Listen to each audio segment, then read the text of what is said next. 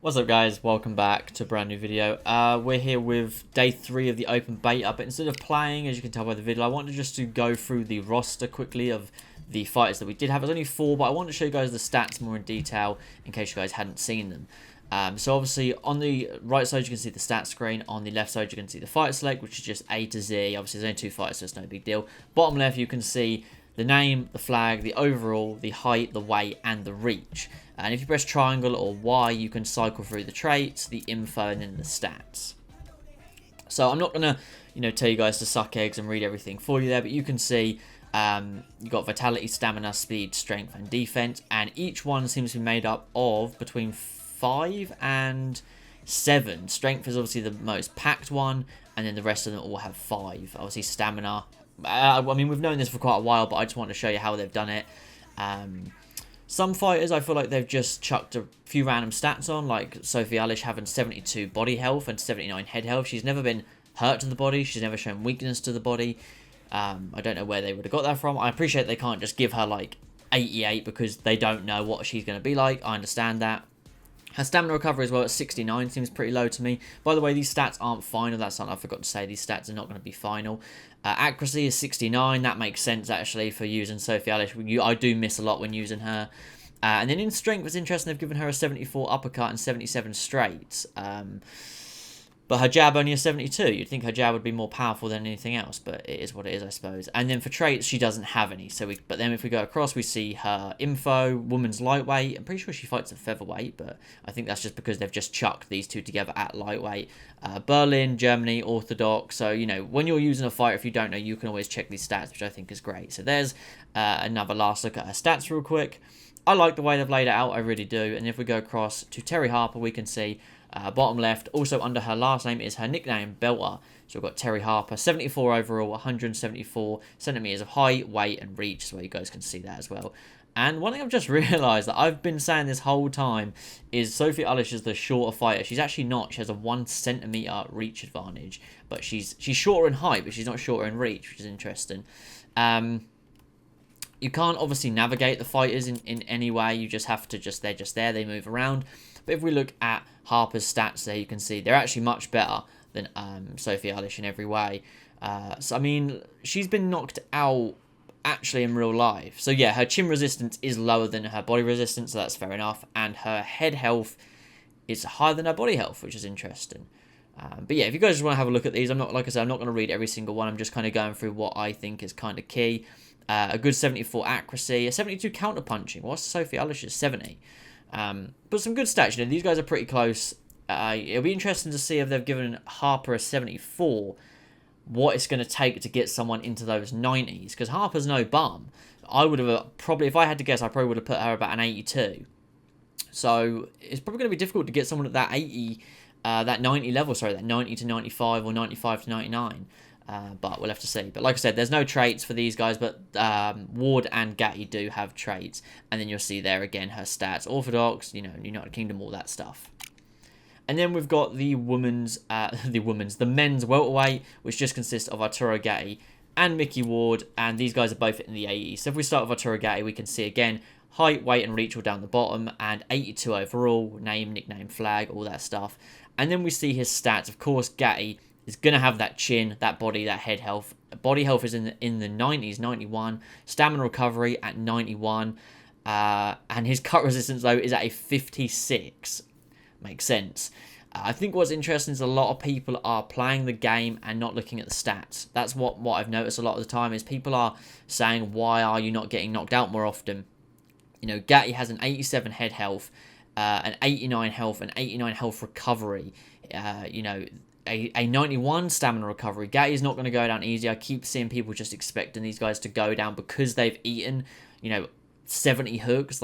These guys are built different. And then one thing to go across, obviously we've got chin resistance at 89 as well. But then if we go across to the traits, and these guys actually do have traits, we've got the Blood and Guts Warrior trait, and they sometimes have good passives and bad passives, as you'll see, the P and then the negative or the plus.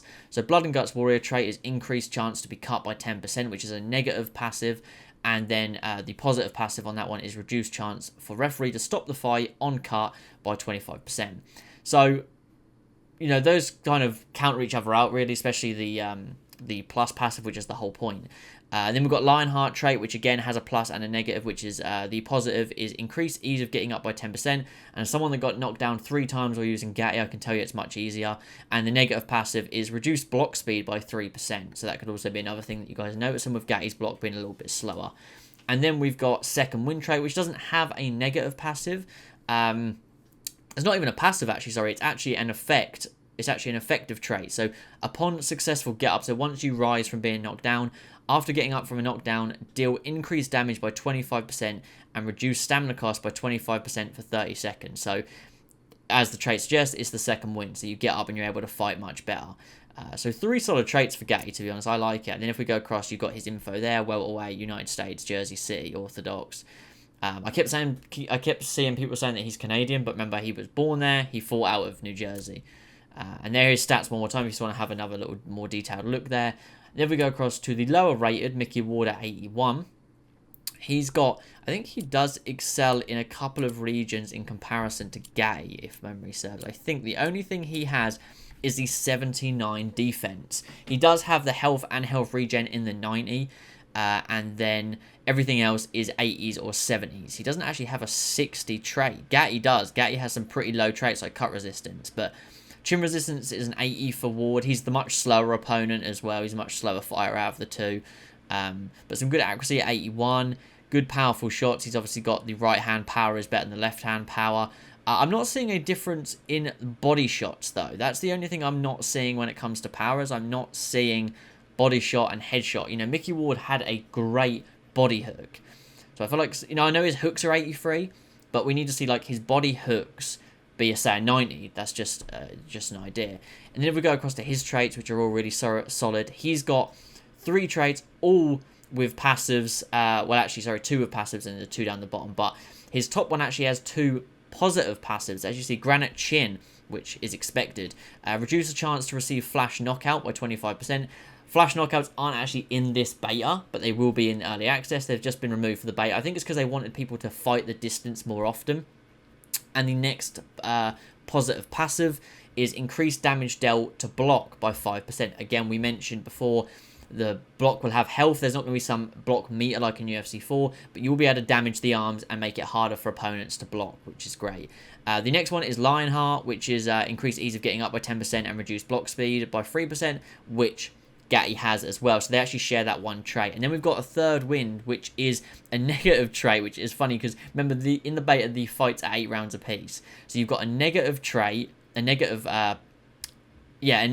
add-on to this trait, sorry, called Third Wind, which is at the start of the fight, during rounds 1 to 8, all damage dealt by punches is reduced by 5%. I'm not sure what you're supposed to use, maybe your head, but which is a shame. So I kept saying, I feel like I can't finish Gatty with Ward, and that's clearly because rounds 9 to 12 would have been the rounds I would have knocked most people out. But you know, I still enjoy using Ward. And then the positive for this trait is at the start of each round, after round 8, stamina recovery is increased by 10% of each round. So Ward is literally going to be that 9 to 12 round fighter. If you can just survive the barrage, he's going to have so many positives going into that 9th round. It's going to be insane. And then again, you've got all of his add-ons here. If you guys just want to have a look at his info, has disappeared. It's okay. I obviously went through it too quick. There you go. Orthodox, welterweight, United States, all that stuff. If you guys want to have a look at his stats one more time. But that's the 4 fighters. That's the way the stats work and the traits work. Of course, there'll be some obvious ones. I would imagine Carl Froch will probably have Granite Chin.